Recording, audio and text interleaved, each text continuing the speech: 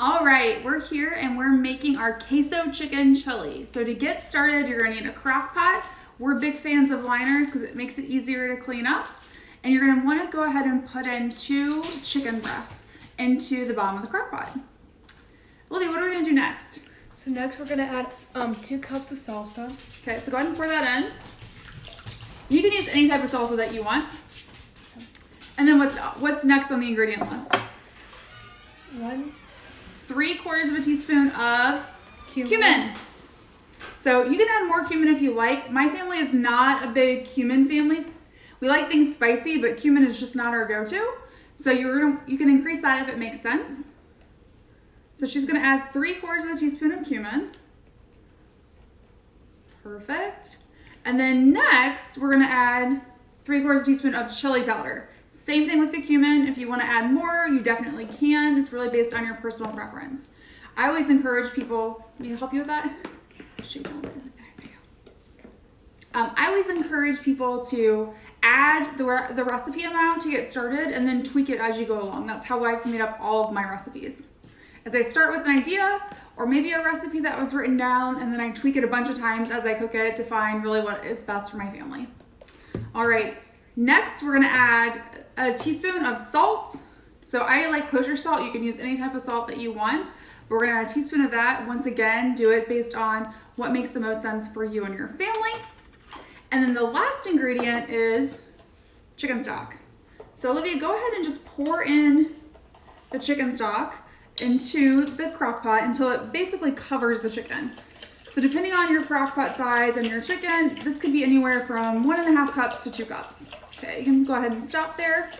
And then everything's covered and we're just gonna give it a little stir to mix everything together. So after you have cooked it on high for 4 hours or low for 6 to 8 hours, you need to do the next step. So first what you're gonna wanna do is take the chicken out of the crock pot and shred that up, which is gonna be Olivia's task today. And then we're going to do a couple of other things, add some more ingredients to the crock pot and let that cook on high for another 30 to 45 minutes. We're gonna walk you through that. So let's get started with the chicken. So all I'm gonna do is grab the chicken out of the crock pot. So Olivia, will you hold that for me?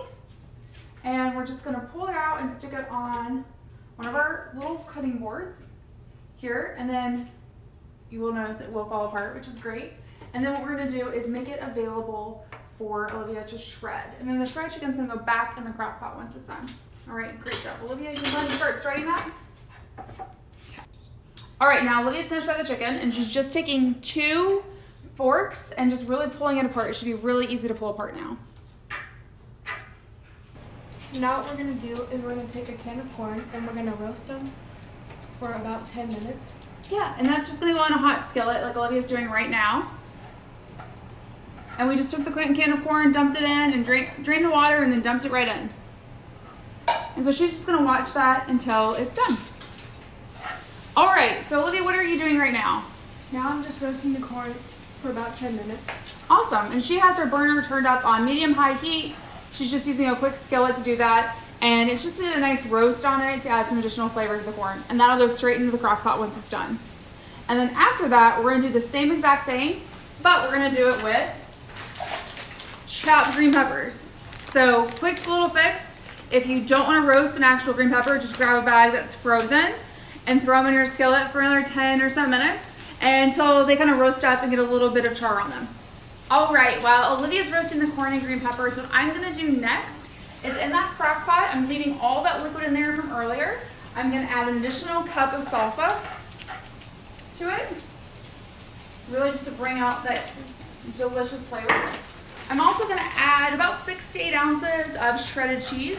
Everyone likes a little bit different. We use shredded cheddar, but you could use Mexican cheese or Colby Jack, Monterey, whatever really makes sense for you. So I'm just gonna dump that all in.